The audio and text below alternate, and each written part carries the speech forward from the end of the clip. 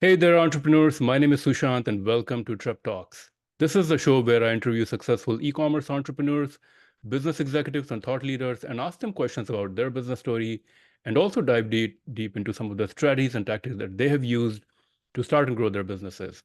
And today, I'm really excited to welcome Maria Lee Magaña to the show. Maria is the founder of Bullywags.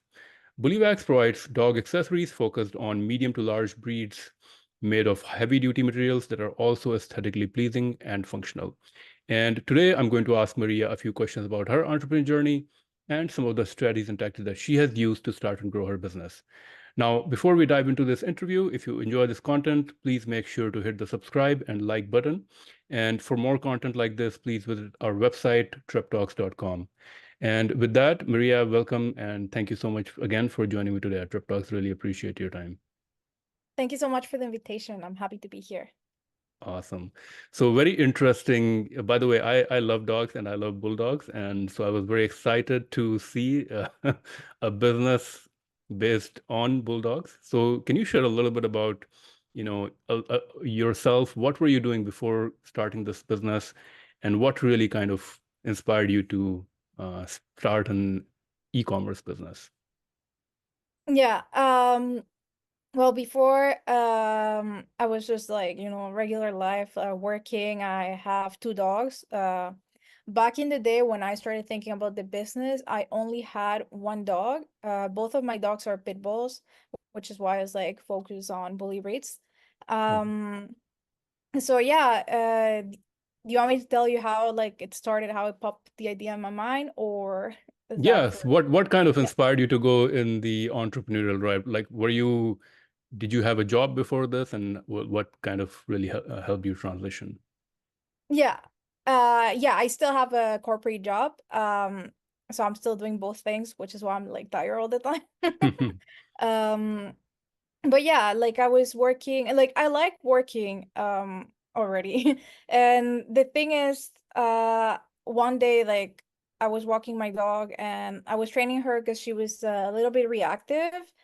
She would get like overexcited by anything, like any living being, or even if it was not a living being, like just I don't know, seeing like things flying. If it was windy and she would see like, I don't know, like a plastic bag just like flying, she would get like super excited. So she would pull on the leash. And one day like the leash just unclipped like out of nowhere.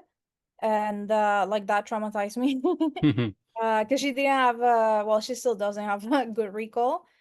So she just like took off and I was like, but why did that happen? Then I was like, I went nuts. I'm like, oh, I don't want this to happen again. Like, how can I prevent it?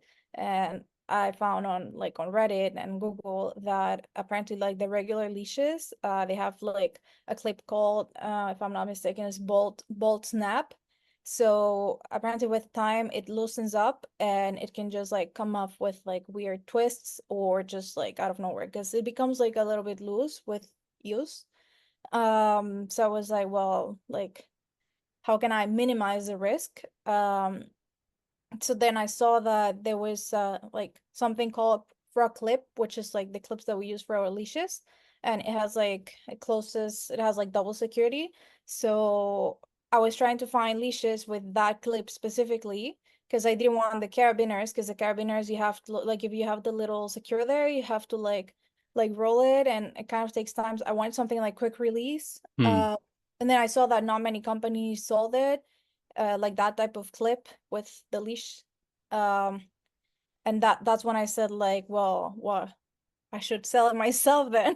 Hmm. Like, and then I figured out why people are not selling because it's more expensive. So I guess like the profit margin is smaller. Like if you're gonna mass produce like most like brands, I guess it makes sense why they wouldn't choose it. But in my mind, it's like we're like quality and like safety over profit. So that's why. So you're basically bringing another option to the market, right? I mean, because people who own dogs, dog owners, are usually quite passionate about, their pets and the whole lifestyle. And I think when you're bringing like this new option into the market, even though it may be a little bit higher price point, people who like this, as you described, there's with the carabiner, there's like some challenges, and you're basically bringing a different way of doing it, which is more secure. So I'm sure, it would have been adopted in the market. How did you know? Like, did you in the beginning try to sell some initial, like, how did you figure out that this product is actually going to sell in the market? Did you try to sell it locally first, or did you just create an e-commerce business and start selling it online? I kind of just like started an e-commerce business, but I did like a lot of research before. So I was trying to like find if it was a common issue or like, to see if like people complained about stuff breaking. And then when I saw that, yes, and even me, like when I was also trying to look for the demand. So trying to look for like heavy duty stuff. I'm like, there are a lot of pit bulls in Canada and the US. So like regardless of, I don't know, like bad reviews, there is, like a section of large dogs that are also strong that would need that. And also like my dog, she likes rolling on the grass a lot, and sometimes she like she rolls on concrete. So that also like damages like for example harnesses when she's wearing a harness. So I wanted something. At first I'm like, oh, I should get a cheap harness for whenever I take her out, so she's gonna damage it and like who cares. But then I was like, oh, why can't I just like use kind of like the same harness for everything? So that, yeah, so I would say kind of like read reviews, try to see if like other people had stories to share, but like from like I don't know, like Reddit or even TikTok, like trying to hear from the actual person, even if it's online. Um, and yeah, and trying to see if there was a like a supply. So seeing that there were not many companies that offered it, I was like, okay, so there is an opportunity here. Hmm. I did it. And did you connect with a company to build a prototype for it? Like, of course, you had an idea, but how did you create the first prototype? Did you kind of put it together yourself, or did you connect with a manufacturer to have some prototypes built? Can you talk a little bit about really Yeah. developing the product itself? Yeah. So first I try to look for kind of similar like photos of what I had in mind. So let's say maybe a leash with the clip. But what I noticed is like a lot of companies, they do, let's say, the clip, and the clip itself doesn't have a swivel.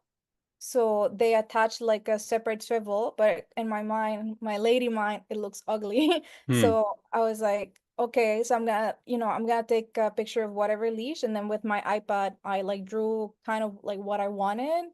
And then I contacted a manufacturer and I said like, hey, like this is what I want. And then I explained like this is a frog clip.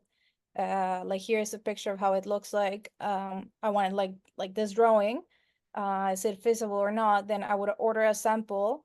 Then I would test the samples with my own dogs.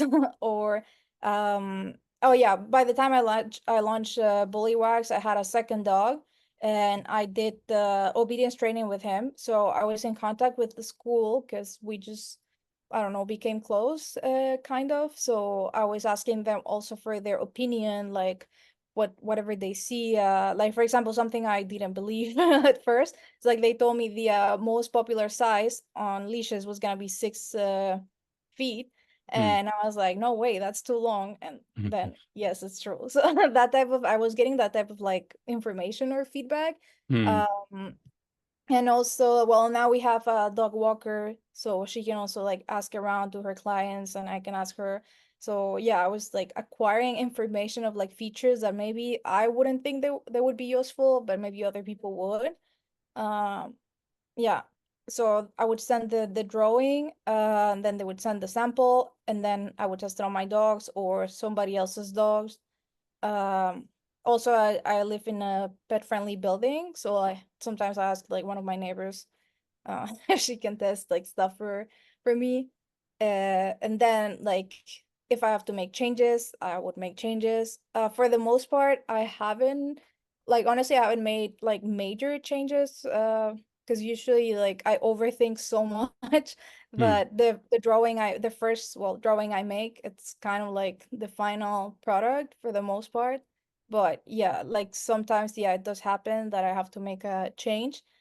Depending on what the change is, I can either ask a second sample, or I can just like ask the manufacturer, can you please send me like videos and photos before like a sample, but like instead of like shipping it here, because then it takes longer.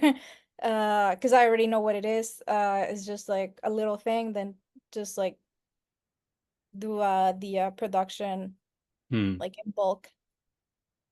What was the so was your manufacturer in like some Southeast Asian country like China or something, or was it locally in Canada? Because one of the challenges that many entrepreneurs face in the beginning is like they have an idea, right? But it's difficult to sell that idea to a manufacturer because, if you're trying to get prototypes made, the manufacturer does not know if, it's the work that they're putting it is really going to have any impact, right?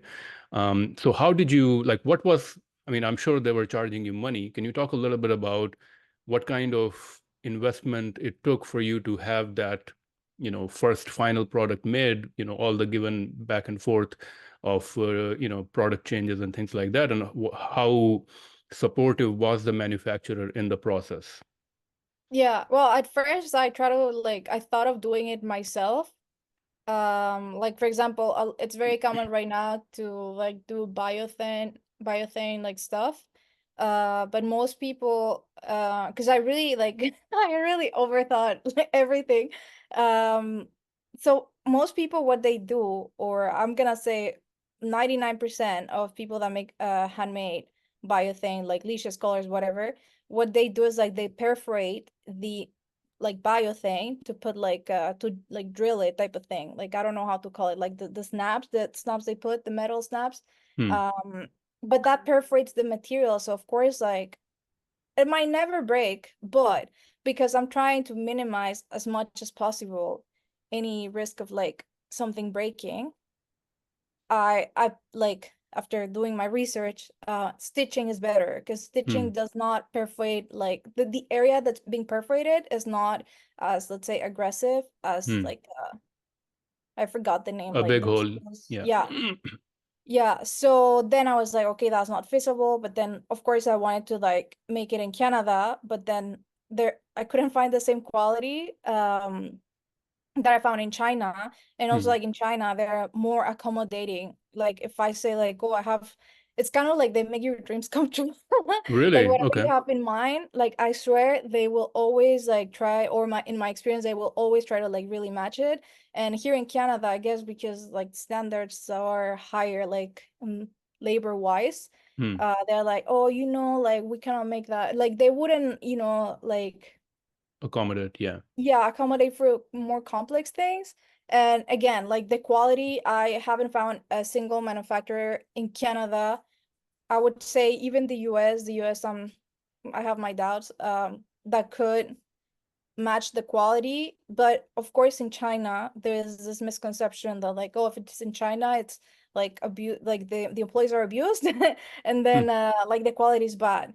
And then, like I said, like I haven't like found somebody that can match the quality. Of course, I ask. So yeah, when I had the drawings, like already in my iPad, I contacted, I'm gonna say like 5 manufacturers that of course, I had to see like they specialize on like more heavy duty stuff.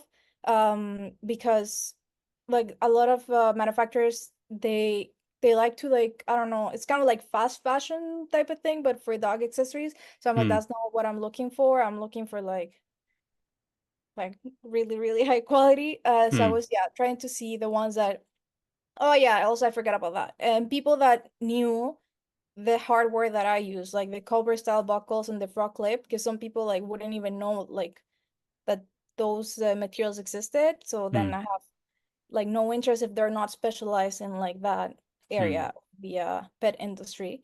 Um, so yeah, some people wouldn't like. I think I contacted like 5 people. I think one of them like ignore me, Hmm. like I guess because like I was starting, so they just didn't care because it's not like I had like Hmm.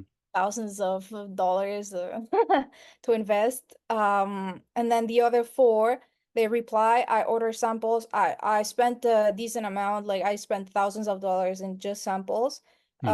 And the funny thing is, like, I always recommend like getting samples before everything. I mean, I thought everybody did, but then after like hearing stories, like some people they just order like bulk like right away, and Hmm. that's crazy to Hmm. me. But the manufacturer that I thought was gonna be the best was actually like the worst Hmm. or second worst. And then one that I just asked, like, as I said, like, oh, they seem nice, like, oh, it could be nice. They were like the best, and Hmm. again, like super accommodating. Like they asked me very specific questions that I didn't even like the thickness of my logo. Like I didn't even think of that. Hmm. They were very like they knew what they were doing. So I ordered the samples, and oh yeah, also like I run inspections before it ships from there. Hmm. So like so I don't have, the surprises, and also for quality control. Hmm. So did you find these manufacturer on Alibaba and also the inspection company like um and to me it sounds like based on your description that you tried few of them, five, and one of them turned out to be more accommodating working with you, and I think that's kind of the way to find the right company to work with, right? Like um especially in the beginning when you don't have a lot of, you don't know how much you're going to order and things like this. But still, I'm assuming the work that they put in, they charged for it, right? Yeah, yeah. At first, I started with Google, and then I ended up in Alibaba and another website that I forgot the name. It's like it has a red logo, but it's like Alibaba. So oh, yeah, I was trying to look information on both websites, even if it was about the same manufacturers, just to see like if there was additional information that I didn't know about. Um, yeah. So I forgot what I was gonna say. Did you um how did you find the inspection companies? Oh yeah, that's a service from Alibaba. Alibaba. Okay. So it's Yeah. part of the package. So if you're ordering, you can basically add that kind of as an add-on. And you've had good experiences so far? Yeah, yeah, no, honestly, it's like they are. I didn't, because I was like, I'm gonna do the inspection, but like I don't know how how much corruption there could be. Hmm. But honestly, no, it's because it's like a third party company, so it has nothing to do with the manufacturer. So I guess like Hmm. they don't care like to Hmm. show you the bad things. So yeah, honestly, because they make a like a report, like a 30-page report, or I don't remember how many pages, but it's like a lot of pages with a lot of photos. Of course, you like it depends on what you're requesting. Of course, my requests focus a lot on the stitching, for example. Like they contact me after I pay the fee. They contact me and they say like, "Oh, if you have any specific requirements, like please reply, or if you want to send like a sample, so they can like take the sample in person and then like go before the ships, um, like so they can see if it matches. So whatever request, like they'll try and accommodate. So far there hasn't been anything that they haven't been able to do or to verify. So yeah, they make a very extensive report, and that's like before it ships. I think even I'm not sure if it's even before you pay the balance or the shipping, but either way, like it doesn't leave like, let's say they do not pass inspection, because that has happened to me that they don't pass it. I have to like arrange with the manufacturer like whatever's gonna happen next. So like it really doesn't leave the Mhm. manufacturer's site until Hmm. you give like you're okay. I mean, there's kind of a pro and con of working with China, right? So a product Yeah. like this, when it becomes successful in the market, like let's say, I mean, I'll ask you where else you're selling. Maybe you're selling on Amazon. So a Yeah. product becomes successful on Amazon, and if it's already being built in China, is there like, do you have some sort of an exclusivity agreement with your manufacturer that they're not going to just duplicate this and put someone else's logo and sell it? Or, I mean, even if they don't, like, I think it may be easy for someone to just copy this item, right? So how have you seen anything like this? Any challenges like this where people have kind of duplicated this item? And what is your thought on that side of working in China? Yeah, I haven't had problems regarding that. I haven't made them sign anything. My understanding was like NDAs are not valid in China, but I should definitely like put more efforts towards that, especially if my products become like viral or something on Amazon. So far it hasn't happened. Um, yeah, like I feel like yeah, that's true. Like anybody could just like copy your product, but at the same time, I feel like they don't it doesn't have to be like them necessarily who can like copy your product. I feel like somebody else could like literally buy one of my harnesses and send it to some another manufacturer in China and they would just like not care. So I feel like what I'm gonna work on like later on is like to get the design patented or something, because I feel like I should like protect myself more from the manufacturer, like from other people that could be like me thinking of like launching a business and just like literally doing basically the same but just with their logo. Yeah, I mean, having the patent and all those things, as you said, the NDAs and things like this, it's a challenging thing because, one thing is to have that, but it's quite a different thing to enforce it, right? And I think a lot Yeah. of the times it becomes very, very expensive to enforce patents and things like Yeah, this. yeah. So let me move on to how kind of you got your first customer. So now you have your product. Where did you start selling? Like, did you, while you were developing the product, like, did you create the Shopify website and was that your primary source of getting customers? Or, how did you kind of get your first customers for this product? I'm assuming you started with like one product first. Well, I started with the 3 products. The leashes, a type of harness, and like a collar that matched the leash, but just in one color. And the harness is in 3 colors and just 2 sizes. Um, so of course, like I started telling people. I created my Instagram, well, my social media. I created the website. I started just with when I announced Bullywags publicly, it was just a landing page explaining about like the story and like our purpose, that's like heavy duty stuff, um like to get followers and to start like building some sort of hype. um it was not very successful, honestly. Hmm, Like I was expecting to get like at least one pre-order. I didn't get pre-orders at all. The hmm, sales started coming once like my website, and I understand why. I feel like because maybe people would think I was scammer or something, but once like my website was fully like built and I started doing ads, that's when I started getting like real clients, because my first sales were technically from like people that knew me. hmm, So I wouldn't count those because it's just like maybe they bought from me to be nice and hmm, not hmm. necessarily with a business purpose. So like yeah, my first clients came with ads, Facebook and Instagram ads.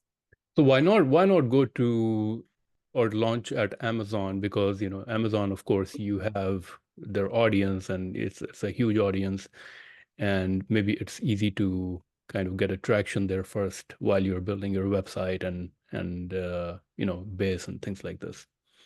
Yeah, I don't remember exactly when I started the selling on Amazon, but it was pretty soon.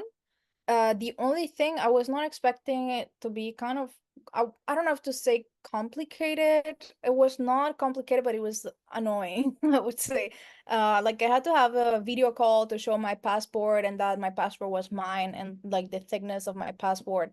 Uh, Hmm, and like they had to approve me. Like I didn't, well, I mean, that assured me that I feel like it's hard to get scammed on Amazon, and I feel like that's why they were kind of strict, and there were many steps, and they take a big cut too. So hmm, I actually thought of like stop selling on Amazon because it was like too problematic in my head.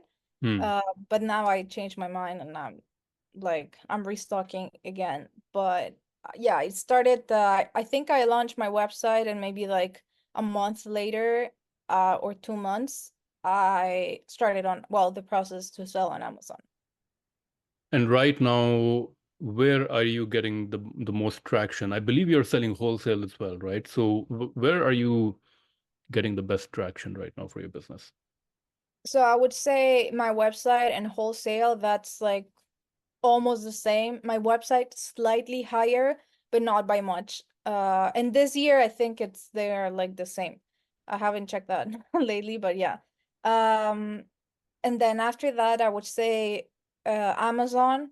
Like I don't sell crazy on Amazon because like also people are expecting, I feel like it's because of that. People are expecting to find something cheaper. But I still like I don't know, I just see like I see no harm in like listing my stuff on Amazon, so I just like do it. Hmm. Um, and then after that, like pop-ups, like events, in-person events, that's the like I don't do those often anymore. I used to do them like once a month last year. And then this year I think I just had one, and then like it's super tiring, and like the profit is not like that great for Hmm. for me to spend like a whole day in the weekend or 2 days or 3 days sometimes uh like over 8 hours just like to have little profit. It's a good way to like showcase, but I feel like because I did it already like a lot, like many times last year, I I showcased enough for now. Are you selling in the US? Yeah. Okay. So, I mean, is your US business bigger than the Canadian business? I'm assuming that's the case, but what do you think is kind of the bottleneck in your business in terms of getting the sales going? To me, it seems like you have a good product, but based on what you're describing, it seems like you haven't either you haven't had the chance to really get in front of your target market, or you haven't. To me, that seems to be the issue, or maybe there's some issues with the pricing, or what do you think is kind of holding you back? I feel like right now it's like that I'm not very breed inclusive. It's like I'm very, very niche. Hmm. So there is definitely like a demand for that. The US demand is increasing. Also, when I did ads, I didn't do in the US, Hmm. and that was probably a mistake because I thought, okay, there's a little bit more competition there, so I'm just gonna try to do in Canada. But now that I started ads in the US, I'm getting sales from there, so maybe I underestimated Hmm. how like good the US market was. And yeah, so like people's I would say main complaint is that it's like for bigger dogs. So so Yeah. I guess my problem is like being inclusive with different breeds. Cause like I didn't like cause I figured like there are so many things for like small dogs. Nobody will want to buy heavy duty stuff for small dogs, but then apparently, yeah, there is a demand for that. But of course to make something heavy duty for small dogs, it's gonna be heavy. Like Yeah, you have to exactly. add weight. The more layers you add, then like the more weight you have. So I haven't found like the balance between like weight and heavy dutiness for smaller breeds. So I guess like yeah, my problem right now is inclusivity in like breeds, different breeds. Yeah, I definitely think like for smaller breeds, you may have to modify either the design or choose a different material or something like that, because the problem is not the same for smaller dogs, right? So you were trying to solve the problem of a breed like a bulldog kind of running away, right? And but I guess that's not the same problem with a smaller dog. Even if it runs away, it's not a big deal, I guess. Um, so yeah, I think you may definitely, if you are expanding, you may have to modify the product in some way to accommodate the smaller dogs. Yeah. So can you talk a little bit about your shipping and logistics side of things? Yeah. Um so well I have I guess like Amazon it's kind of separate like that I send to the warehouse and then they take care of it. Um right now because I want to have control of the quality, I have everything shipped here to Montreal and then from here we ship to the customers.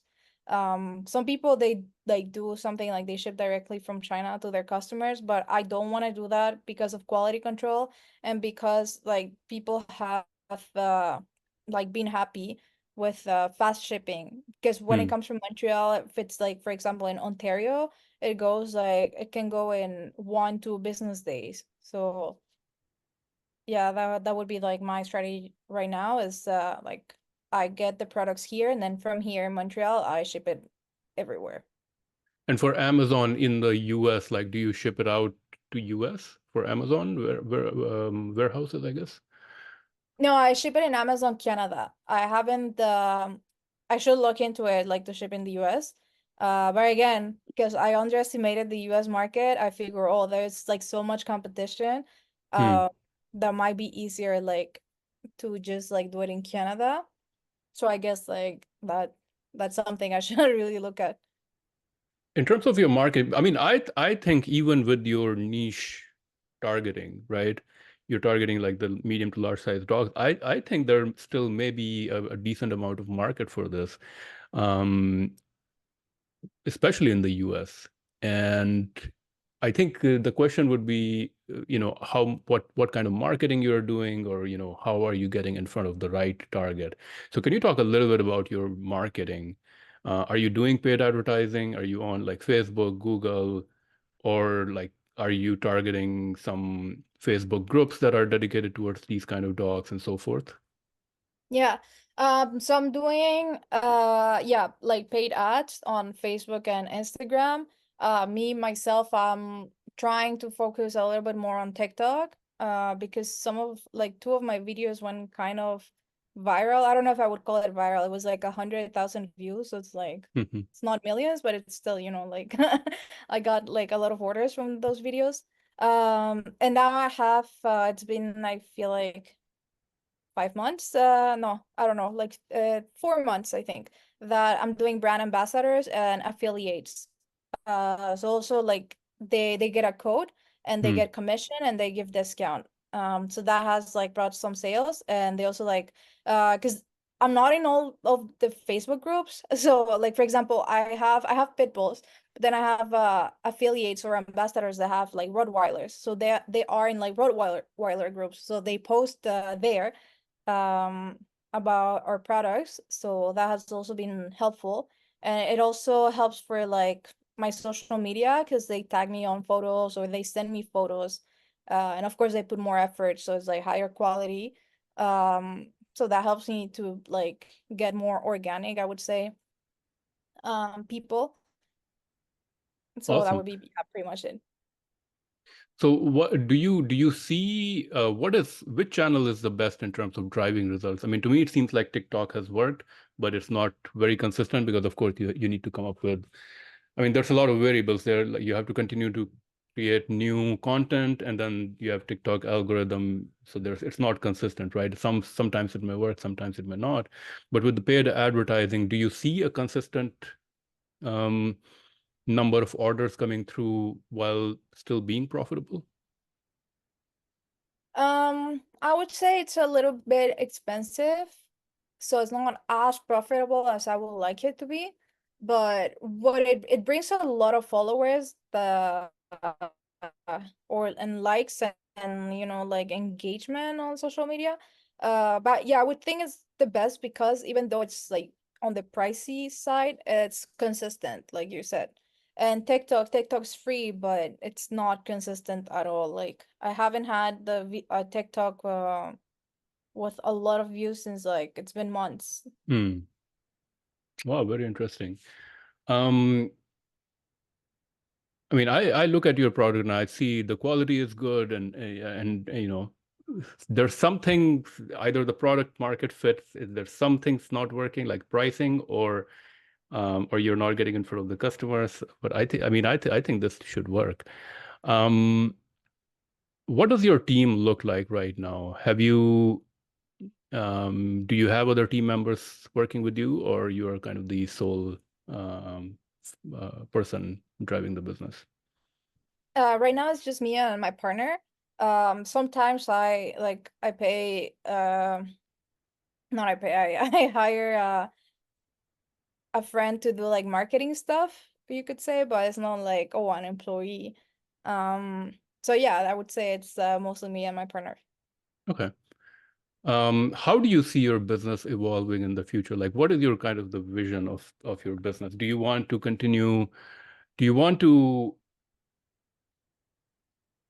focus on your current product set that you have and really just bring more sales, or do you think about adding more products to your business to see, to really bring additional sales? Yeah, no, definitely it would be like bringing products that are more breed inclusive. That's kind of my priority right now. So in the future, like 5 years from now, I see myself with like products that are still high quality, but that could fit any size. Even if it's not the same harness, like I don't think I can come with one harness model that fits everybody. I feel like it's gonna be a different model that's gonna be maybe more lightweight, like it's still good quality, still like more resistant than the average harness, but for smaller breeds too. Do you um, sorry, the question just skipped my mind. I was thinking about it, Yeah. but let me ask you about every entrepreneur's journey. There's always mistakes made, lessons learned, failures. Since you've started this business, like have you encountered any big failure or any big mistakes that you made that you thought that you could have avoided that? What was the lesson learned for you, and what can other entrepreneurs learn from your mistakes? I would say accounting stuff. Hmm. That I underestimated how time consuming it is. Um, like I would say a mistake I made is I didn't keep my receipts. Like it's like a vicious circle. I don't keep my receipts, and then when tax season comes, like I start freaking out, and then like I'm like too busy for I don't know like 2 months, and then like tax season ends.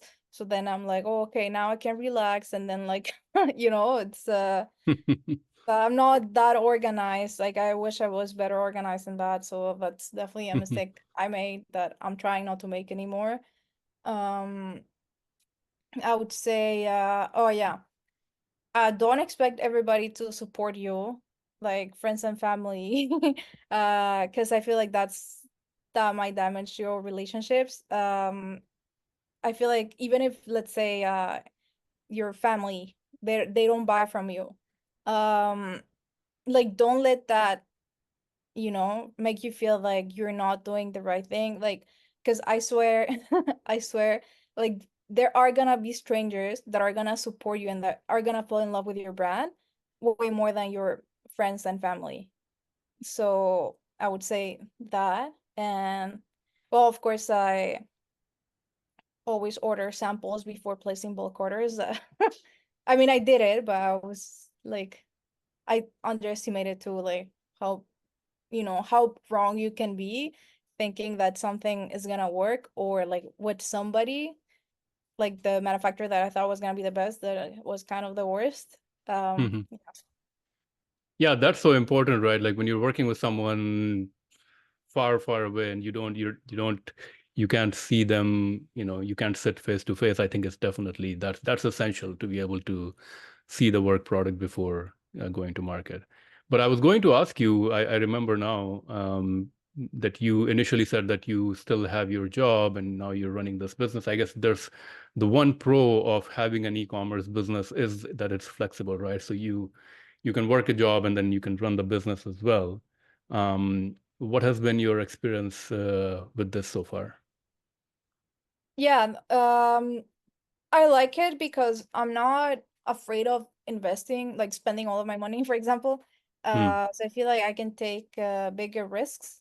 I don't know when I'm gonna feel comfortable to leave my corporate job, because again like e-commerce, like some months you can make like $10,000 of sales and then the other month is like $2,000, so I feel like I Hmm. I feel like I need more stability for that, because I feel like a lot of entrepreneurs make the mistake that they quit too soon, and building a brand like takes several years. So like I like that I'm able to take risks, Yeah. and that like technically my life is not gonna be affected. I'm not gonna end up being homeless Mhm. if things go south. And I like the flexibility, like you said, like I can work on the business whenever I want. Like of course there are emails that have to be answered. It's not like I can like I have to do it daily. Like it's a daily thing. You cannot be lazy, but you can accommodate at any time you want during the day.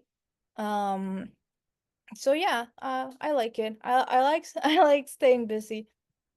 I think that's a great lesson, right? It's like I think one metric is that unless you're making the same amount of money every month that you bring your from your business, don't leave your job. And as you said, you need to have that consistent for a few months ongoing, because one month can be really great and the next month cannot be great. So, but I completely agree with you. I think having a job until you're totally comfortable leaving it, I think is definitely a good idea for sure.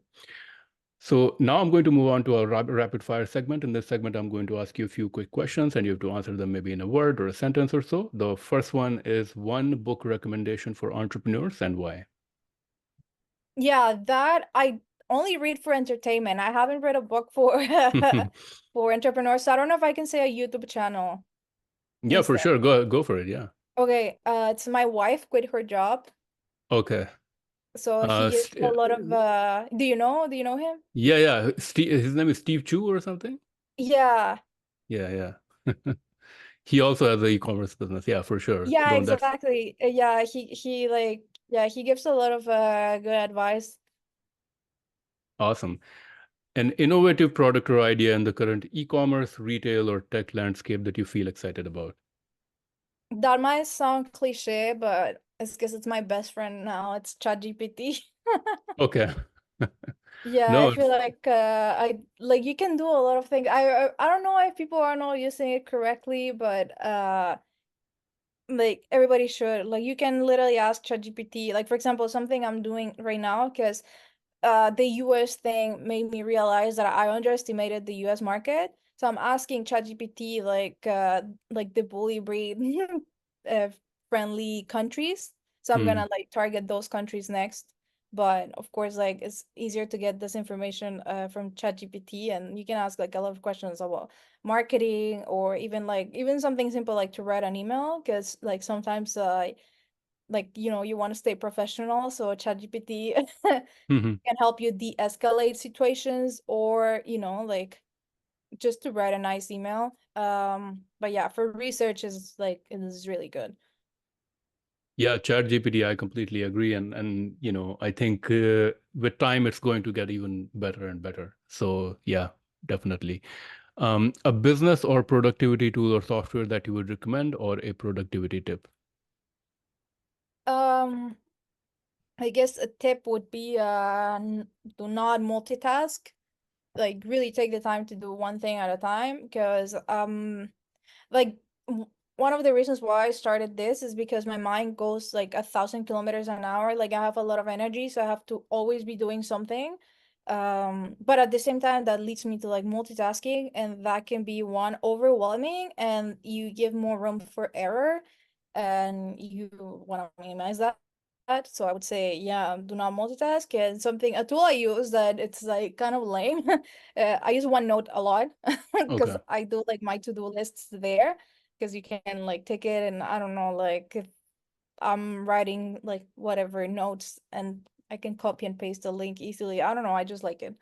So that would be my Yeah, no, I think my that's software tool. yeah. No, that's great. I mean, I use a similar software. I don't use OneNote. I use the Notion, which is a similar idea. But I think it's always good to, if you have too much information, you definitely want to, if you want to get back to it, it's good to put it down somewhere. Um, Another startup or business in e-commerce, retail, or tech that you think is currently doing great things. Um, my fellow buddies Boop Me, they are selling an NFC, sorry, tag for dogs. So it's like your dog has a like an ID tag, and you can Hmm. like kind of scan it with your phone, but it uses a technology like when you pay with PayPass, Hmm. it's like you just put the phone on the tag, and it's like weather resistant, it's everything resistant. So I feel like that's like a go like they're doing great things. I feel like it's a great idea. It's basically to locate your dog where the dog is. Is that what it is, or?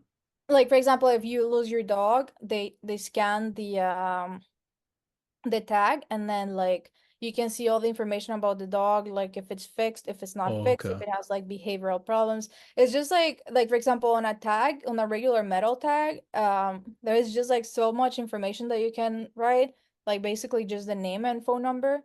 Versus with that, you have like way more information, and I don't know, I feel like it's more useful. And I feel like, for example, if your dog is like, if your dog gets lost and it's sick, how are you gonna know that with like a regular metal tag? Hmm. And there's also like the tags with the QR code, but I feel like with time, the QR code like can, shade and goes away. Hmm. So I feel like, yeah, that's why I'm like, oh, this product is like, it's it's good, and it seems like it's gonna stay long term. Awesome. Another a peer entrepreneur or business person whom you look up to, or someone who inspires you. This has nothing to do with with the industry I'm in, but it's Aaron Krause, like the Scrub Daddy's founder, because that's exactly what I aim to be as an entrepreneur, like to build a product that just is because he just thought of everything, and he's like, like I don't know how many times I have watched that Shark Tank episode with him, was like he's not only super smart, like he's also charismatic. Like he seems like, well, of course I don't know him in person, but he seems like a really nice guy. So I was like, this is who I aim to be. Like I wish I can come with like my Scrub Daddy harness, like the equivalent, but just like in the pet industry. Yeah, it's I see his products everywhere all the time, and it reminds me of the Shark Tank episode. Yeah. Um, final question: what business advice? What is the best business advice that you have ever received, or you would give to other entrepreneurs? I would say stay agile. Because like things are changing. I feel like a lot of businesses fail when they don't are when they're not willing to adapt. Like let's say maybe you think, or maybe I think metal buckles are like the best material for harnesses, but maybe like people just don't like that anymore. So then Hmm, like you have to be open-minded and like be agile enough to change, because if you change too late, then you might miss that opportunity. for sure, for sure. I mean, that's essential to kind of being relevant in any business and for long term, right? So Yeah. initially you have to be agile to find that product market fit, but even if your business is more established, I think there's always new competitors, so you have to be willing to change to be able to stay competitive. Well, Yeah. Maria, those were all the questions that I had. Thank you so much again for sharing your story and some of the business lessons learned. If anybody is trying to check out your product or buy it, what is the best way they can do that? It would be on our website, so it's www dot bullywags.com. So bully like bully breed, and wags like wags.com. Awesome. Well, thank you so much again, Maria. Really appreciate your time today for sharing your story and your lessons learned. And I wish you all the very best. Thanks again. Yeah, thank you for the invite and for taking the time. Awesome.